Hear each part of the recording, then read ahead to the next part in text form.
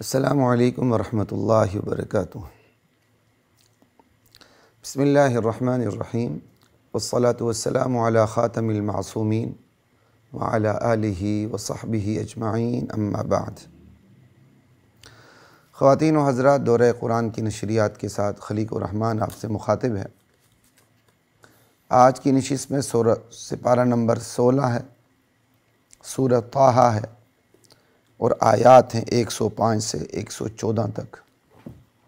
وَيَسْأَلُونَكَ عَنِ الْجِبَالِ، یہ لوگ آپ سے پہاڑوں کی نسبت سوال کرتے ہیں۔ اللہ اکبر، کہ بھائی جب قیامت برپا ہوگی تو ان عظیم الشان پہاڑوں کا کیا بنے گا؟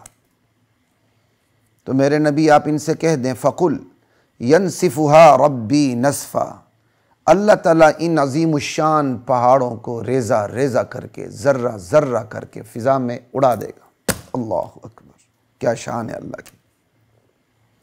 فَيَذَرُهَا قَاعًا صَفْصَفًا، پھر اس زمین کو اللہ تعالیٰ صاف چٹیل میدان بنا دے گا۔ لَا تَرَىٰ فِيهَا عِوَجًا وَلَا أَمْتًا، تم اس زمین میں کوئی ناہمواری، کوئی ابھار، کوئی ٹیلا، کوئی بل سلوٹ، کوئی اونچ نیچ نہیں دیکھو گے، صاف چٹیل برابر میدان ہو جائے گی پوری زمین۔ کیا شان ہے اللہ کی۔ قرآن کو اس حوالے سے بھی پڑھا کریں کہ صرف اللہ کی شان، صرف اللہ کی عظمت، اس اونچی شان والے کی شان دکھے مجھے اور آپ کو، اور جب اللہ کی عظمت دل میں بیٹھے گی، اللہ کی شان دل میں بیٹھے گی، تو اس کے احکامات کے سامنے سر نگوں ہونا آسان ہو جائے گا۔ بندے کے دل میں جس شخصیت کی عظمت ہوتی ہے، اس کے مشکل آرڈر کو بھی پورا کرنا آسان ہو جاتا ہے، اور جس شخصیت کی عظمت نہیں ہوتی، اس کی آسان بات بھی مانی نہیں جاتی، ماننا دشوار ہو جاتا ہے۔ اور ایک شخصیت ہے، اس کی عظمت دل میں بہت بیٹھی ہوئی ہے، لیکن کم ہوتی چلی گئی۔ جیسے کم ہوتی چلی گئی تو اس کے حکم پر عمل کرنا بھی مشکل ہوتا چلا جاتا۔ اللہ سے جب بندہ لاپرواہ ہوتا ہے، اللہ کی شان اترتی جاتی ہے۔ جب اللہ کی شان اترتی جاتی ہے تو اللہ تعالیٰ کے احکامات پر عمل مشکل ہوتا چلا جاتا ہے۔ اللہ نہ صرف اس قرآن میں اپنی توحید کو بیان کرتے ہیں، بلکہ اپنی عظمت، اپنی شان کو بھی بیان کرتے ہیں، اگرچہ اس شان اور اس عظمت میں توحید بھی ہوتی ہے۔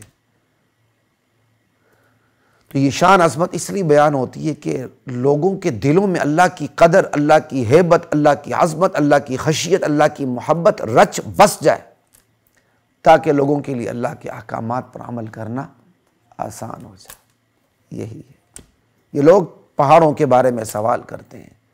جب قیامت آئے گی، اللہ تعالیٰ پہاڑوں کو اٹھا کے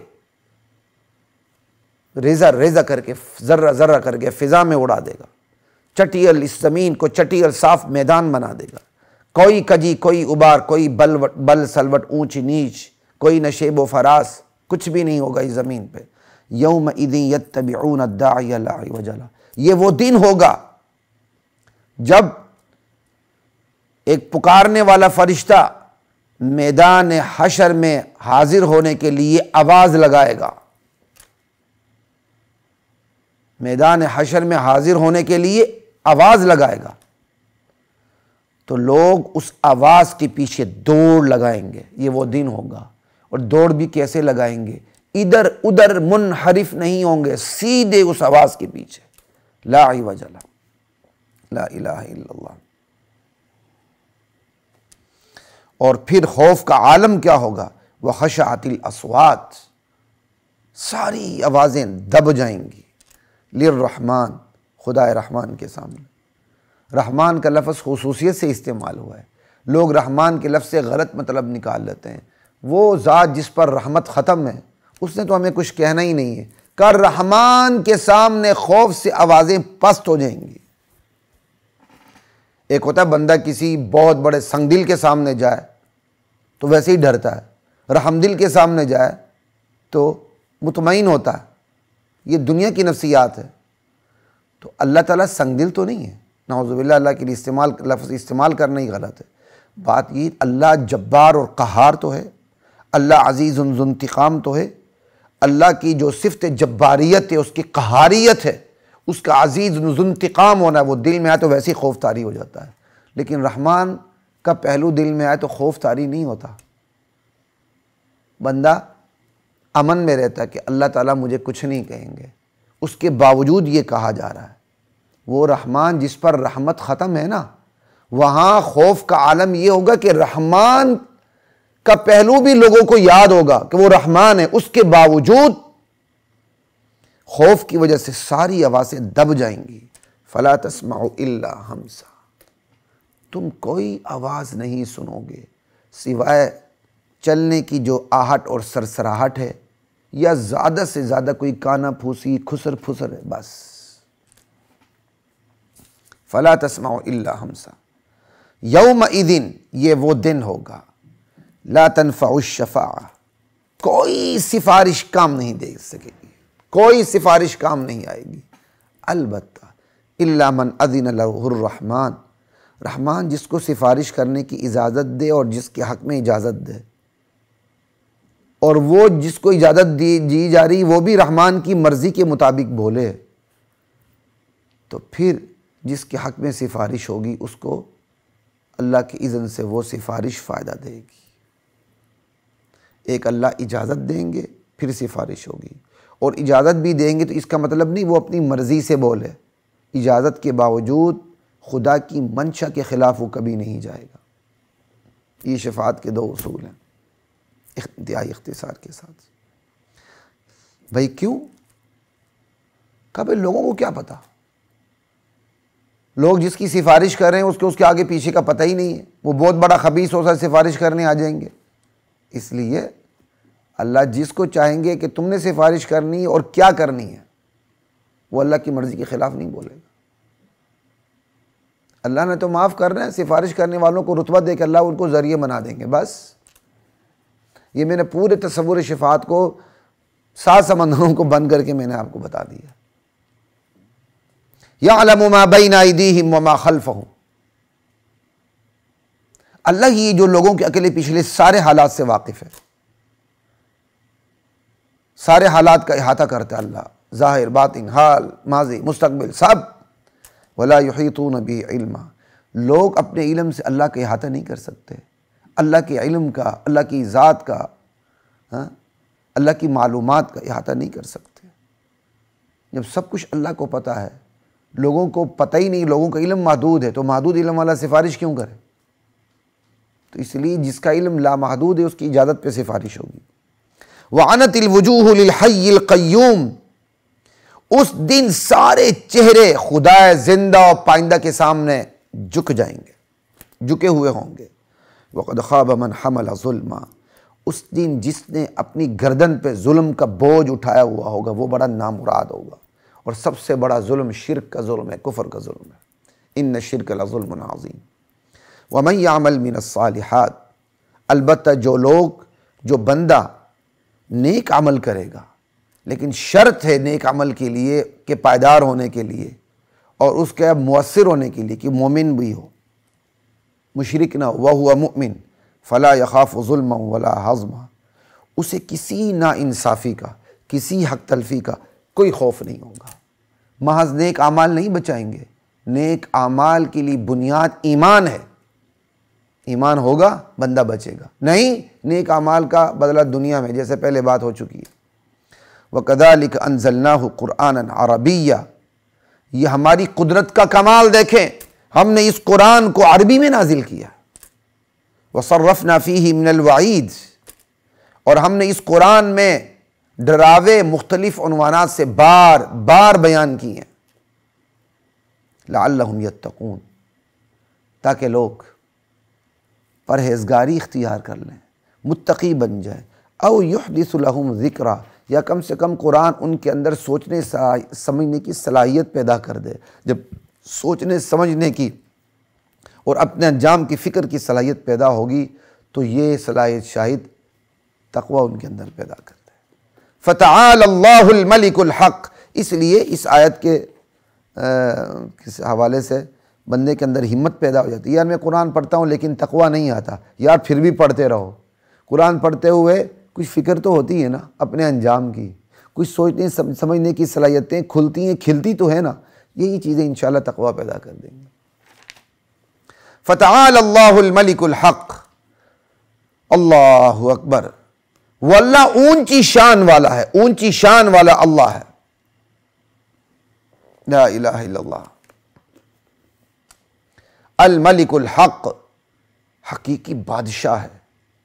ولا تعجل بالقرآن، میرے نبی آپ قرآن پڑھنے میں جلدی نہ کریں، من قبل ان یقضی الیک وحی، جب ہماری وحی اتر رہی ہو، جبرائیل امین آپ کو سنا رہے ہوں، تو آپ یاد کرنے کی نیت سے جلدی جلدی اس کو جبرائیل امین کے ساتھ پڑھنے کی کوشش نہ کریں۔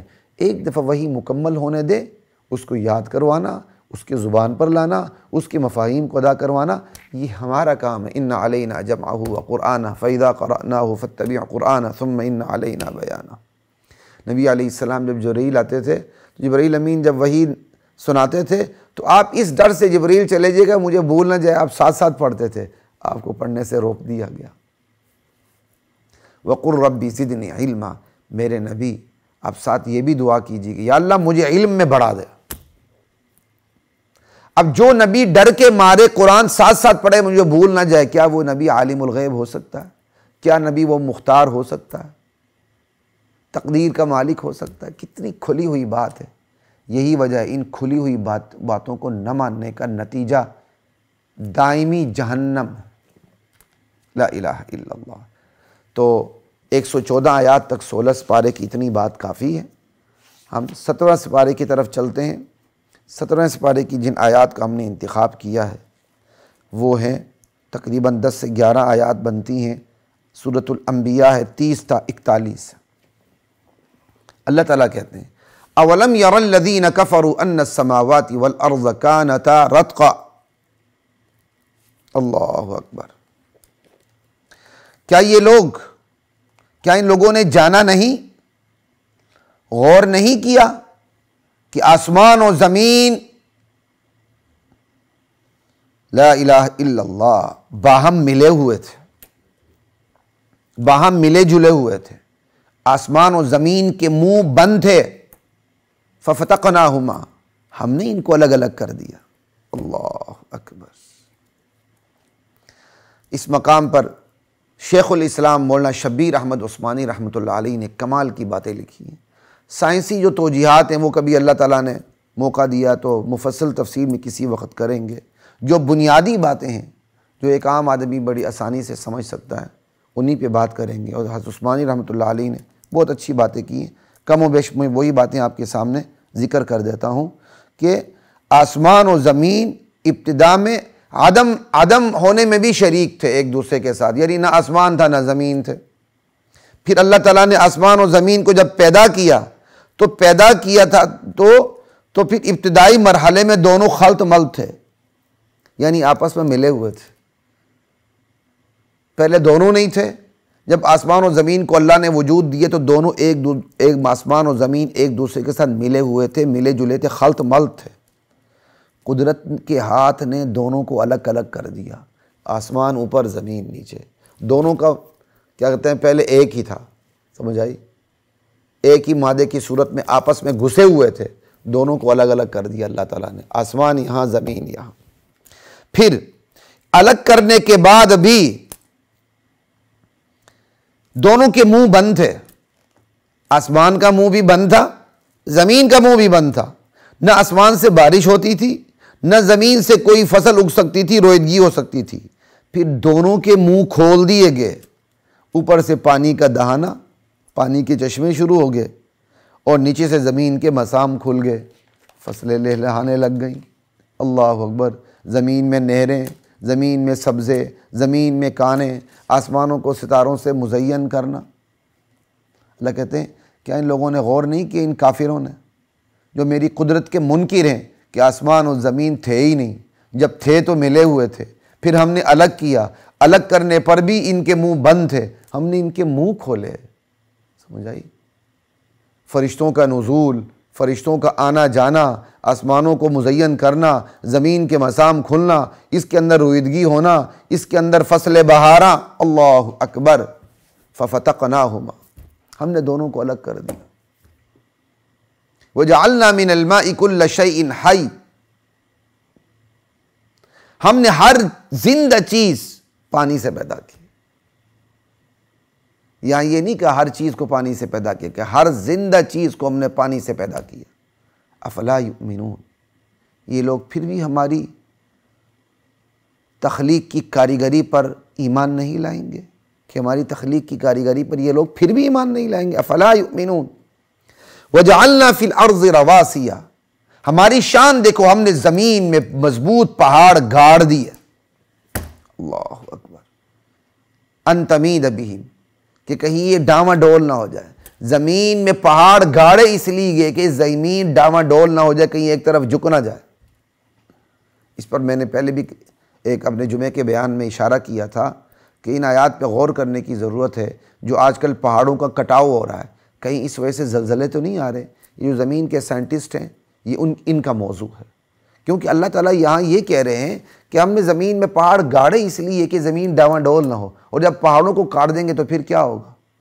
ڈاما ڈول تو ہوگی نا.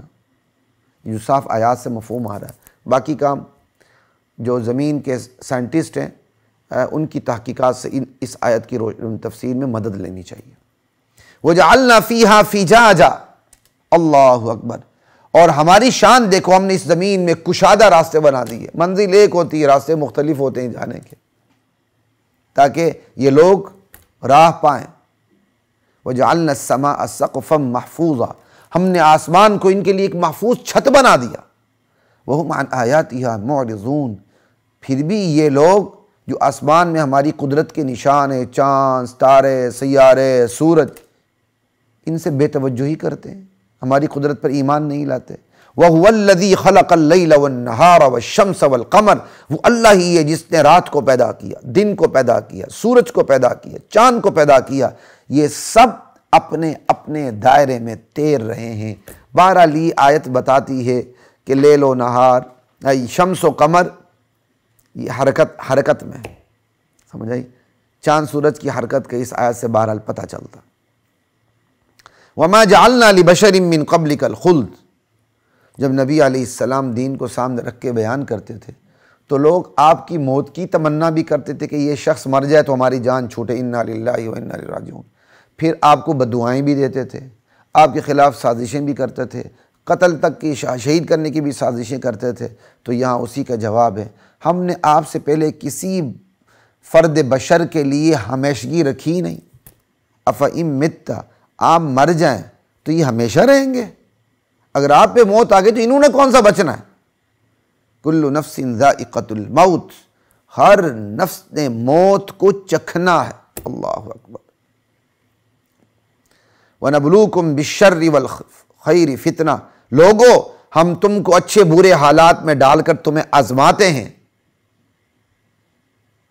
وَإِلَيْنَا تُرْجَعُونَ، تم سب نے ہماری طرف پلٹ کے آنا ہے کہ تم نے اچھے برے حالات میں تم دین کے ساتھ وابستہ رہے کہ نہیں، اصول پہ جان دی کہ نہیں. کہیں تم نے اچھے برے حالات میں اصول کو چھوڑ تو نہیں دیا؟ اچھے حالات میں بدمست تو نہیں ہو گئے؟ برے حالات میں خدا سے گلہ کر کے شکوہ کر کے کافر تو نہیں ہو گئے؟ وَإِذَا رَآكَ الَّذِينَ كَفَرُوا، میرے نبی جب یہ کافر لوگ آپ کو دیکھتے ہیں، إِن يَتَّخِذُونَكَ إِلَّا هُزُوًا، یہ آپ کو بس مذاق بنا لیتے ہیں. اور مذاق بنانے کی وجہ کیا ہے؟ أَهَذَا الَّذِي يَذْكُرُ آلِهَتَكُمْ، یہ ہے وہ شخص جو تمہارے خداؤں کا ذکر بڑے برے طریقے سے کرتا ہے. یہ مذاق کی وجہ بھی ہے، خود مذاق کا مضمون بھی ہے. جو بعض کسی اردو مفسر نے یہاں لکھا ہے کہ بھئی یہ أَهَذَا الَّذِي يَذْكُرُ آلِهَتَكُمْ، یہ مذاق کا مضمون نہیں بلکہ مذاق کے مضمون کی وجہ بیان ہو رہی ہے. یہ ایک حد تک درست ہے، لیکن یہ مذاق کا مضمون بھی بن جاتا ہے. کیوں؟ یہ بالکل ایسے ہی ہے کہ سمجھانے کے لیے بات کر رہا ہوں، نبی علیہ السلام کے بارے میں بات نہیں کر رہا ہوں. ہمارے معاشرے میں یہ ہوتا ہے، کوئی اپنی اوقات سے بڑی بات کر دے نا، کہتے یہ منہ اور مسور کی دال. سمجھ آئی بات کی؟ اپنی اوقات سے بڑی بات کر دے تو لوگ اس کا مذاق اڑانے لگتے ہیں. تو ان کافروں کے دل میں اللہ کے نبی کی عظمت نہیں تھی، بلکہ کافروں کے دلوں میں اللہ کے نبی کی بے توقیری تھی اس دین کی دعوت کی وجہ سے. اس لیے وہ کہتے تھے اچھا یہ شخص ہے جو تمہارے خداؤں کا ذکر کرتا ہے، خدا ہمارے معبودوں کی شان دیکھو اور یہ بندہ دیکھو، نعوذ باللہ۔ ایک کہنے کا مطلب یہ ہے اس کی اوقات دیکھو، یہ ہماری کیا کہتے ہیں خداؤں کے بارے میں باتیں کرتا ہے۔ تو بھائی یہ مذاق ہی تو ہو گیا نا، ٹھٹا بنانا۔ اچھا اچھا اچھا ہاں سنس کی، اچھا اچھا یہ بندہ ہے جو کیا کہتے ہیں تمہارے معبودوں کا ذکر کرتا، اچھا یہ بھی خود فکرہ مذاق کا بن جاتا ہے۔ تو اللہ کو اس فکرے مذاق کے فکرے پر بھی غیرت آ رہی ہے۔ وَهُمْ بِذِكْرِ الرَّحْمَنِ هُمْ كَافِرُونَ۔ میرے نبی کو مذاق بنانے والے خود رحمان کے منکر ہیں، اس کی توحید کے منکر ہیں، رحمان کا نام سننا گوارا نہیں کرتے ہیں، اور میرے نبی کو یہ غیرت و حمیت سے عاری لوگ مذاق بناتے ہیں۔ خلق الانسان من عجل۔ اللہ اکبر۔ انسان کی فطرت میں جلد بازی رکھ دی گئی ہے، انسان جلد باز پیدا کیا گیا ہے۔ جب نبی علیہ السلام دین کی تبلیغ کرتے تھے، یہ کہتے اچھا تم جس عذاب کی بات کر رہے ہو نا نہ ماننے پر، لے آؤ ذرا جلدی سے۔ تو کہا جا رہا ہے کہ انسان جلد باز پیدا کیا گیا ہے، ہم تمہیں اپنے قہر کی انتقام کی نشانی ضرور دکھائیں گے، جلدی نہ کرو، اس جلدی میں تمہارا نقصان ہے۔ سأریکم آیاتی فلا تستعجلون ویقولون متی ھذا الوعد ان کنتم صادقین۔ یہ لوگ تنزیہ طور پر کہتے ہیں اچھا اگر تم سچے ہو تو یہ عذاب کا وعدہ یہ کب پورا ہوگا؟ اللہ اکبر۔ تو لو یعلم الذین کفروا، کاش یہ عذاب کے منکرین، آخرت کے منکرین، توحید کے منکر لوگ جان جائیں، اللہ اکبر، کہ ایک وقت آئے گا جب یہ اپنے چہروں سے آگ کو ہٹا نہیں سکیں گے۔ کاش یہ کافر لوگ اس وقت کو جان جائیں جس وقت یہ اپنے چہروں سے آگ کو ہٹا نہیں سکیں گے۔ حین لا یکفون عن وجوہہم النار ولا عن ظہورہم، نہ اپنی پیٹھوں سے آگ کو ہٹا سکیں گے، ولا ہم ینصرون، نہ ان کی مدد کی جائے گی، بل تأتیہم بغتہ، بلکہ یہ بلا قیامت کی اچانک ان پر آ دھمکے گی، اچانک آئے گی، فتبہتہم، ان کے ہوش اڑا دے گی، فلا یستطیعون ردہا، پھر ان کے اندر اس کو ٹالنے کی ہمت بھی نہیں ہوگی، ولا ہم ینظرون، نہ انہیں مہلت دی جائے گی، کر لیں آج مذاق۔ وَلَقَدِ اسْتُهْزِئَ بِرُسُلٍ مِّن قَبْلِكَ، انسان بہرحال بشر ہے، اس کو تسلی کی ضرورت ہوتی ہے۔ مجھے اور آپ کو تسلی تو ایک دوسرے سے ملتی ہے۔ ہمارے نبی کی شان دیکھیں، ہمارے نبی کو تسلی سب سے پہلے اللہ سے ملتی تھی، پھر تسلی کا سامان اصحاب رسول بھی تھے کہ جب اللہ کے نبی اپنی محنت کی ہوئی لہلہاتی فصل کو دیکھتے تھے تو خوش ہوتے تھے۔ كَزَرْعٍ أَخْرَجَ شَطْأَهُ فَآزَرَهُ فَاسْتَغْلَظَ فَاسْتَوَىٰ عَلَىٰ سُوقِهِ يُعْجِبُ الزُّرَّاعَ لِيَغِيظَ بِهِمُ الْكُفَّارَ۔ لا الہ الا اللہ۔ تو میرے نبی آپ سے پہلے بھی رسولوں کا ٹھٹا کیا گیا ہے، مذاق کیا گیا ہے، پھر ہوا کیا؟ ان لوگوں میں سے جنہوں نے ٹھٹا کیا ان کو عذاب نے گھیر لیا، اور پھر کس عذاب نے گھیر لیا؟ جس عذاب کا ٹھٹا کرتے تھے، یعنی ٹھٹے دو ہو گئے، رسول سے بھی عذاب، رسول جس عذاب کی دھمکی دیتے تھے اس عذاب کا بھی ٹھٹا۔ اللہ کہتے ہیں میرے نبی آپ سے پہلے بھی رسولوں کا مذاق کیا گیا، کوئی بات نہیں، تسلی رکھیں۔ تو پھر تو ٹھٹا کرنے والوں کو ہمارے عذاب نے گھیرا، پھر اس عذاب نے گھیرا جس عذاب کے ساتھ یہ ٹھٹا کرتے تھے۔ ناظرین وقت ختم ہوا، اجازت دیجیے، پھر آپ سے ملاقات ہوگی۔ السلام علیکم ورحمۃ اللہ وبرکاتہ۔